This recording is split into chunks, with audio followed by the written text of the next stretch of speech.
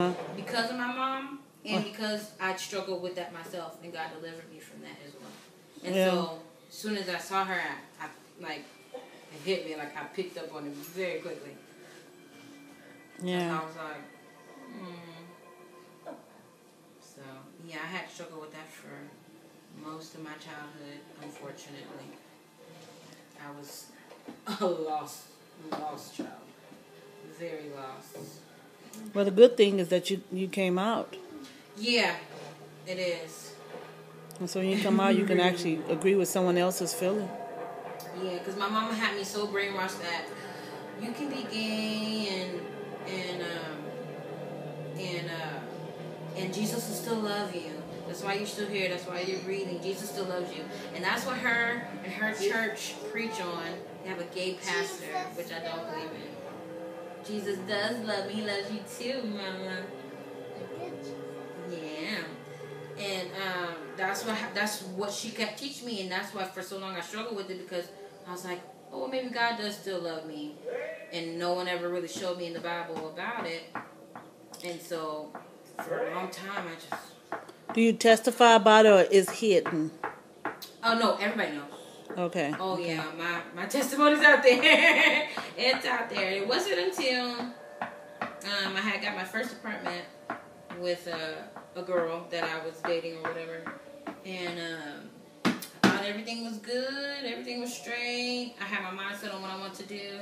I like men and women. That's just what I like, and Jesus still loves me, and that's it. That's just what I thought. And then the world came crashing down just when I thought I was comfortable. I had my first place, had a car, had 2 good jobs, was in school. I'll tell you how God set me straight. After she had left, I lost my job, but then I got another job, and then I had moved in this guy I just met. I don't know, I just was in this vulnerable state, and then I thought I was comfortable. I was like, okay, I'm with the guy now. I guess that's okay. But we were shacking up. He had 3 kids. He was like 34. I'm only 22. And so we were living together, like a happy little family, like I thought. And people kept telling me, why are you shacking up? Stop doing this, stop doing that. I didn't want to hear him. So I was like, oh, okay, you don't want to hear me? Okay. So on a Thursday, he got drunk. I called the police. He started fighting. I broke up with him, left him. So we broke up. So I lost my boyfriend Thursday. Friday, I got fired from my job. Saturday, I got evicted from my apartment for the rent being too late. So I said, oh, okay. Had to move out by that Tuesday. I was like, oh. And that was the crucial time where I was like, oh, okay, what's going on? What's happening? I don't know. And then my dad, he sent me something, but I can't remember what it says. He sent me a little keychain, but I can't find it now. My sister lost it. But it was exactly what I need to hear from God as to why things happen the way they happen.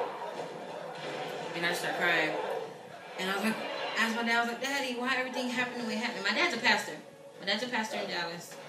And my daddy always, it's true, you know, raise up a child in the way they should go and they won't stray. I did rebel for a while, but now I passed my dad's expectations of what he wanted me to be, and especially in the spirit now. So I'm glad he's a real man of God and taught me what he taught me, because who knows where I'd be right now. Turn TV down. And what was I saying? But at that time, I had taken my sister. I felt like I had nothing. Oh, and I got put on suspension from school, so everything just fell apart. And then my daddy said, when you don't humble yourself, God will humble you, and it's not going to be pretty. I was like, yeah, I see. And so at that time, that's when I started. My sister called me too holy.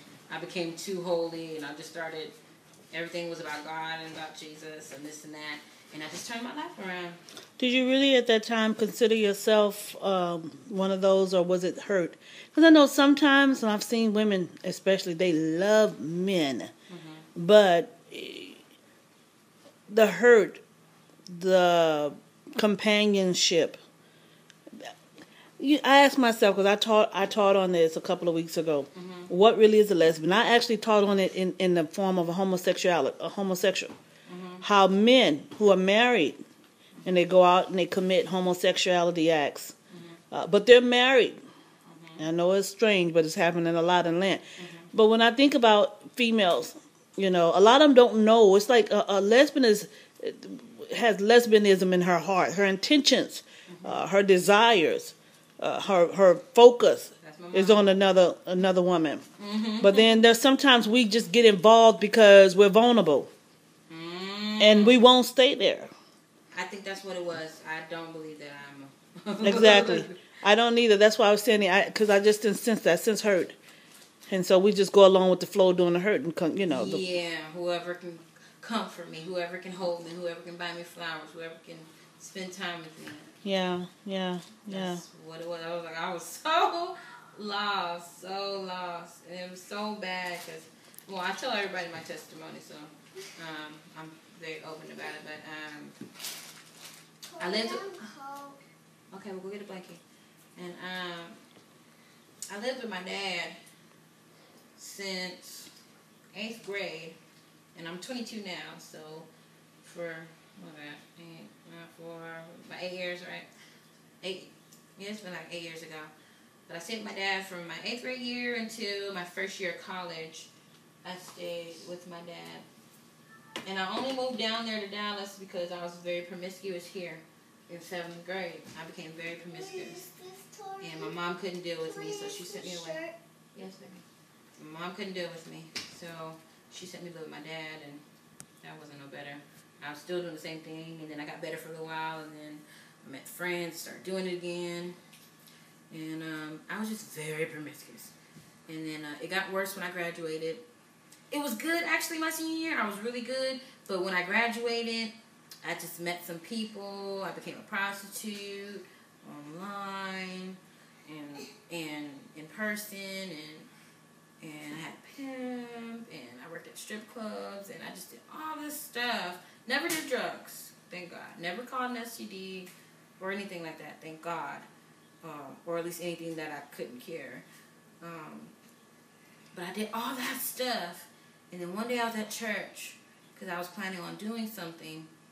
And this prophet stood up in the middle of the church, and it shocked the mess out of me, and said, "Natoree, I don't know what you about to do, but God says you better stop it and you better not do it. After a warning comes destruction.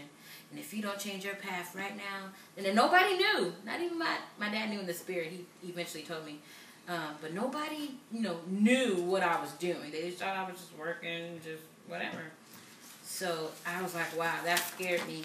And at that moment, that next Monday, I had moved back down here, got my life back right. But then I still struggled with the whole gay thing. And then that's when the whole apartment and all that stuff happened. So ever since I've been at Sound of Victory, and that's why I love my pastor. I love the ministry because it's so real. He used to be in a street gang.